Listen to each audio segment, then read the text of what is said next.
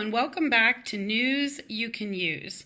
This month we're talking about the mortgage loan process, and today specifically we're going to dig into the importance of your bank account to the transaction. So mortgage lenders, along with your pay stubs and your W-2s and your taxes, need to look at your bank statements to make sure that you are receiving income that's consistent with the income documentation that you've provided. So they'll be looking at your deposits, and especially at any deposits that are considered large. So anything over $1,000 that's non-payroll, and any deposit that would be larger than your normal paycheck.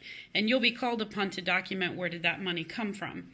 Because what the lender and the underwriter are trying to make sure of is that you're not using borrowed funds, which could change your debt to income ratio, for your down payment and your closing funds. So be prepared to provide a couple of months of bank statements and to give information to your lender on anything that they need to source that they see in your bank account.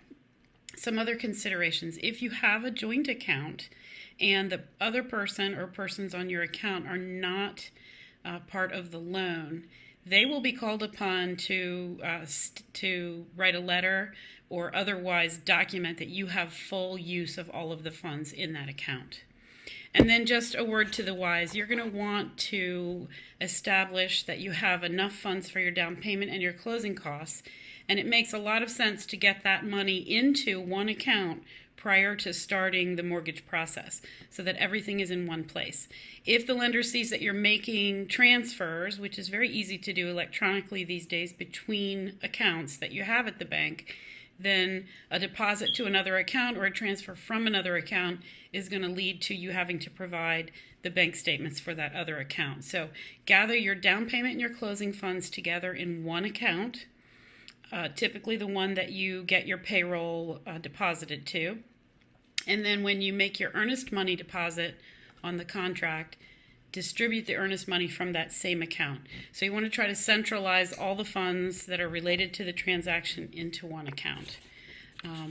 Let's see, what else? If you are using gift funds, a parent or another relative is giving you money to help you close, that has to be documented. And where lenders tell me they see a little hitch is that the person borrowing the funds from mom or dad, for example, don't inform mom or dad that mom and dad are also going to have to provide their bank account to show that they had enough money to give that gift. So make sure that if you are using gift funds, the person granting you that gift is fully aware of the documentation responsibilities they will also have. Lastly, if you are liquidating a retirement account, stocks and bonds, or some other kinds of funds to provide money to help you in the transaction, be aware that you'll need to show the source of all those funds, and it makes a lot of sense to go ahead and put those funds into the same account where you already have your other closing funds. And make sure that you can document that your EMD, your earnest money deposit on the contract, came out of that account. So here are just as a recap of a few do's and don'ts.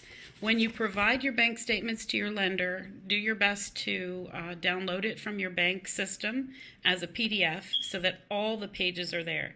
If it says this is page 1 of 5, all 5 pages need to be there, even if one of those pages is blank. And make sure you keep copies of all the checks that you've deposited in case you need to show them to your lender. And more than anything else, please respond quickly to all of the requests that your lender makes, because if you don't provide all of the documentation, your loan could get stalled in one stage or another of the process. And you won't realize it, but you're just not making any progress. The other thing is to don't make any large deposits to your primary account unless it needs to be deposited for your transaction. Don't make any unnecessary transfers between accounts, because then you'll just be called upon to document those other accounts.